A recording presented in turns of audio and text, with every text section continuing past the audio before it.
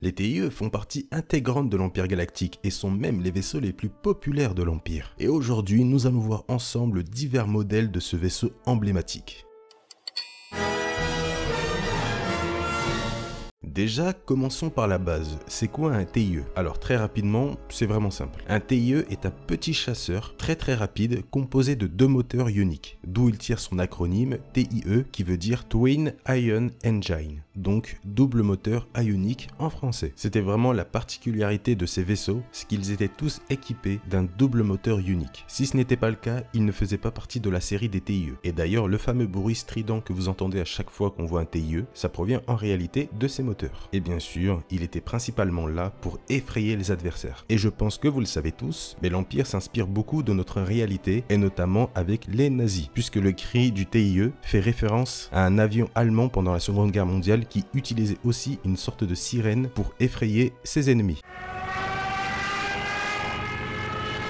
Voilà, c'était la petite anecdote. Les chasseurs TIE étaient très nombreux et efficaces sur plusieurs types d'atmosphères, et c'est pour ça que l'Empire n'avait que des petits chasseurs comme ça, mais ce n'est pas la seule raison. Par contre, énorme point noir de ces chasseurs, c'était le manque de systèmes essentiels, comme des boucliers déflecteurs, ce qui est quand même la base pour un chasseur, et c'est d'ailleurs pour ça que les TIE explosent très facilement lors de batailles. Ils n'ont aucun bouclier. Il manquait aussi un système d'hyperdrive, et tout ce manque avait pour but d'éviter une consommation trop élevée du vaisseau. Mais aussi, grâce au manque de nombreux systèmes, les vaisseaux TIE étaient beaucoup plus rapides que la normale. Mais surtout, et c'est même l'une des raisons pourquoi il n'y a presque que ça dans l'Empire, ils étaient très rapides à produire, mais surtout moins chers, contrairement à son prédécesseur, les intercepteurs Actis, qui étaient des chasseurs pour les Jedi très performants bien sûr, mais beaucoup trop chers à produire en masse. C'est pour ça que l'Empire optera pour une évolution moins chère et plus rapide avec les TIE. En gros, c'était un peu du suicide d'être dans un de ces vaisseaux. Mais là où les TIE sont très dangereux, c'est en groupe. C'est complètement autre chose. Puisqu'ils sont très rapides, je vous le rappelle, et il ne faut pas les sous-estimer. Et bien sûr, après, si le pilote est efficace, il peut faire un sacré carnage avec un TIE. Bon, bien sûr, ce vaisseau est surtout connu pour son apparence au niveau des ailes. En plus, les pilotes ne voient rien sur les côtés. Eh bien, on va casser un mythe, ce sont en réalité des capteurs solaires, plus souvent appelés des panneaux solaires. Voilà. Bon, bien sûr, ça n'a rien à voir avec nos panneaux solaires, hein. Ce sont des choses beaucoup plus évoluées. Un TIE possède en tout 12 capteurs. Des capteurs qui vont collecter toute l'énergie autour d'eux. Énergie qui va être ensuite accumulée dans le réacteur du vaisseau. Puisque n'oubliez pas, un TIE ne doit pas coûter cher et doit être rapide à produire. Donc, tu es obligé d'enlever des trucs et trouver d'autres moyens pour alléger le vaisseau tout en le rendant un minimum efficace. Et finalement, c'est une bonne technologie qui fonctionne.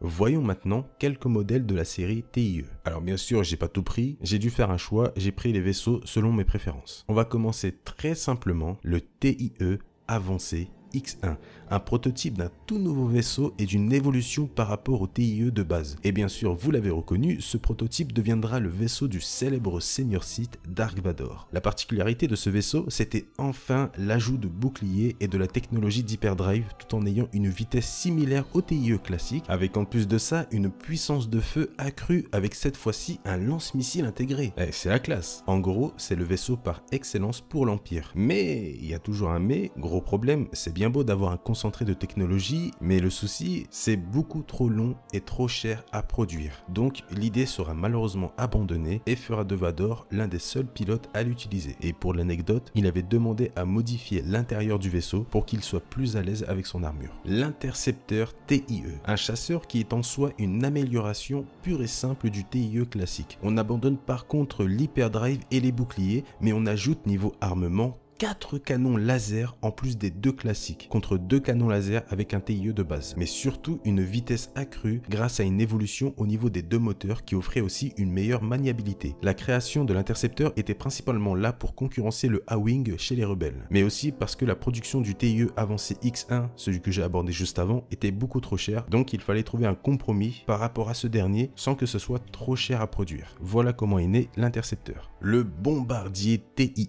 le plus gros des 3. Alors là, l'évolution, c'est pratiquement que sur l'armement, puisque sa fonction était le soutien aérien. Un bombardier, comme son nom l'indique. On pouvait avoir des torpilles à protons, des mines, des détonateurs thermiques, des missiles, etc. Par contre, toujours pas d'hyperdrive et surtout très lent par rapport aux autres. Les bombardiers étaient souvent mis en première ligne pour affaiblir une structure ou un vaisseau ou tout simplement une base. Mais ils n'étaient pas vraiment efficaces en combat, notamment à cause de leur lenteur. L'oppresseur TIE. Alors là, c'est un mélange. Ce TIE était utilisé comme bombardier tout en étant cette fois-ci assez léger pour être piloté comme un chasseur classique. L'oppresseur était très rapide, beaucoup plus qu'un intercepteur, qu'un TIE classique ou même d'un avancé X1. Ce TIE avait aussi la particularité d'avoir l'apparence d'un vaisseau assez lent alors que c'était tout le contraire et en plus il est ultra classe. Mais surtout, on a du blindage cette fois-ci. Bon, par contre, toujours pas d'hyperdrive. Le TIE SF. SF pour Superiority Fighters, un TIE venant du premier ordre. Et il était assez particulier puisqu'il avait la possibilité d'accueillir 2 pilotes à l'intérieur. Et bien sûr, il était beaucoup plus performant qu'un TIE classique, que ce soit au niveau de la vitesse, mais surtout au niveau de l'armement, puisque le SF, grâce notamment au deuxième pilote, était équipé d'une double tourelle à 360 degrés. Mais surtout, et attention, préparez-vous bien, on avait des boucliers et attention, un système d'hyperdrive. Incroyable, enfin! Bon, bien sûr, son petit frère, le TIE classique du premier ordre, n'avait pas d'hyperdrive, mais surtout, il avait aussi des boucliers. Ils ont enfin compris. Pour changer un peu du combat, l'éclaireur TIE. Lui, il est spécial, puisqu'il n'est pas du tout spécialisé dans le combat. Donc, niveau armement, c'est très mauvais, il n'a qu'un seul canon laser. Pareil au niveau du blindage et de la manœuvre. Mais là n'est pas le plus important pour lui, puisque comme l'indique le nom, c'était un TIE qui servait d'éclaireur, notamment avant l'arrivée d'un escadron, on envoyait ce TIE pour voir un peu les alentours, ou même visiter un système inconnu comme les régions inconnues. Le vaisseau transportait toute la technologie nécessaire pour la reconnaissance, mais surtout il possédait un hyperdrive et avait une très faible consommation, donc il pouvait partir pendant un long moment sans forcément revenir au vaisseau mère. Il pouvait aussi accueillir 3 pilotes, mais il était aussi capable de repérer les vaisseaux cachés à l'aide d'un capteur spécialisé pour. Bon, par contre, comme d'habitude, trop cher à produire, donc très peu de modèles disponibles. Le défenseur TIE. Alors lui, c'est un peu le roi des TIE. En plus, c'est l'amiral Thrawn lui-même qui a mis en place ce projet, du moins dans le canon. Alors attention, accrochez-vous, il était équipé de boucliers, d'un système hyperdrive et avait la capacité d'être un bombardier armé de missiles, torpilles à protons, canons lourds, etc. couplé avec une vitesse au-delà de ce qu'on a pu voir avec les TIE de l'Empire, c'était le plus rapide. Et en plus de ça, il avait même un projecteur de rayon tracteur. Le vaisseau était tellement bien et performant que Vador lui-même avait adoré le piloter et trouvé le vaisseau excellent. Mais il demandera tout de même à Thrawn de revoir certaines choses. Une amélioration au niveau de la vitesse, malgré sa vitesse actuelle qui est juste folle, et un armement beaucoup plus poussé. Vador aimait tellement ce vaisseau qu'il était prêt à en parler personnellement à l'empereur si Thrawn prenait ses recommandations au niveau des améliorations à faire. Ça prouve que Vador aimait vraiment ce vaisseau. Thrawn va donc décider de produire un tout nouveau prototype appelé sobrement le TIE défenseur d'élite. Alors là, c'est ce qu'on appelle la perfection. Encore plus rapide qu'avant, c'est même encore une fois le plus rapide de tout l'Empire, mais aussi avec un armement beaucoup plus avancé. C'était vraiment le vaisseau idéal pour l'Empire. Mais malheureusement, avec l'explosion des réserves de carburant sur le Tal, tuant Kanan par la même occasion, le projet sera malheureusement suspendu. C'est vraiment dommage. Le TIE Phantom.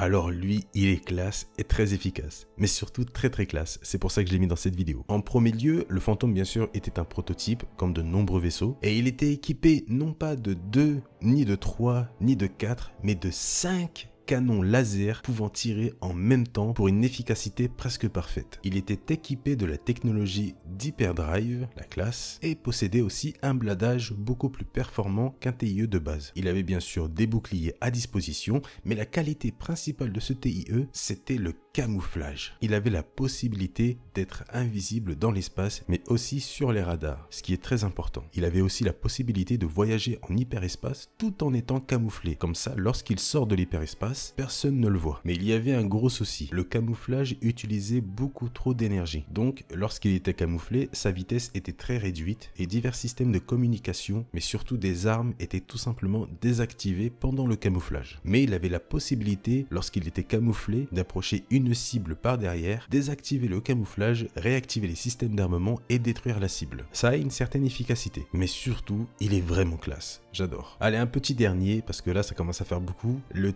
TIE Silencer. Alors, ce vaisseau, c'est très simple. C'est l'évolution de tout ce que vous avez vu juste avant. Équipé des toutes dernières technologies du premier ordre, ce prototype a été conçu principalement pour la maniabilité et la vitesse pure et dure, tout en ayant bien sûr une puissance de feu assez poussée. Avec en plus de ça, un générateur de champ furtif, capable de tromper tous les radars, un système d'hyperdrive et de bouclier très avancé. Et au niveau vitesse, pour vous donner un exemple de sa vitesse folle, il est plus rapide que le défenseur d'élite de Thrawn. Ce qui en fait tout simplement aujourd'hui le vaisseau le plus rapide, premier ordre et empire confondus. Et comme pour Vador avec son prototype de TIE avancé X1, Kylo Ren possède aussi un prototype du Silencer. Voilà quelques modèles de TIE. Alors bien sûr, comme je l'ai dit, je n'ai pas tout choisi parce que malheureusement, beaucoup de TIE se ressemblent dans l'Empire au niveau des capacités. Seule l'apparence change par moment avec une ou deux modifications, mais rien de plus. Donc je me répète assez vite. En tout cas, ce Star Info touche à sa fin, j'espère vraiment que vous l'avez apprécié. Il était un peu long, mais bon, c'est pas grave. C'était vachement cool de parler de ça. Et comme d'habitude, si vous avez apprécié ce Star Info, le petit pouce bleu, ça aide énormément. C'est gratuit en plus, et moi ça me fait très plaisir. Je compte sur vous. Tiens, et en commentaire, dites-moi quel est votre TIE favori dans cette vidéo. Et uniquement dans cette vidéo, sinon c'est un peu de la triche. Et aussi, si je vois que cette vidéo vous a plu,